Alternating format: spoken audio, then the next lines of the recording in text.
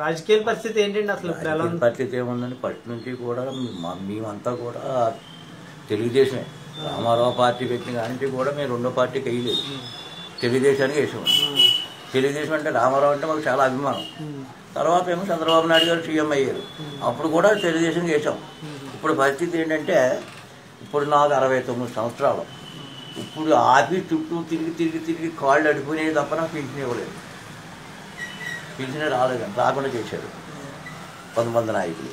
తర్వాత ఇప్పుడు MLA Amalapuram MLA ఉన్నాడు, ఆయన పేరు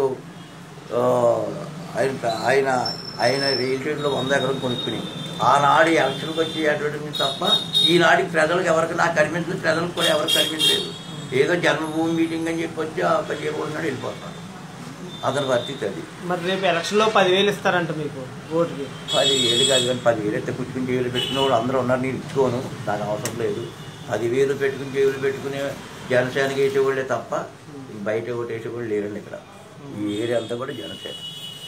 నాకు తెలుస్తుంది కదా, ఇంత వయసులో నాకు తెలుస్తుంది కదా, కుర్రోళ్ళు ఎలా ఉన్నారో, ఎవరు ఎలా ఉన్నారో, ఎవరెవరికి వేస్తారో కూడా నాకు తెలుసు. జనసేనకి వేస్తారు. Please subscribe to new waves. ఇలాంటి మరిన్ని మంచి వీడియోలు కావాలని కోరుకుంటున్నారా?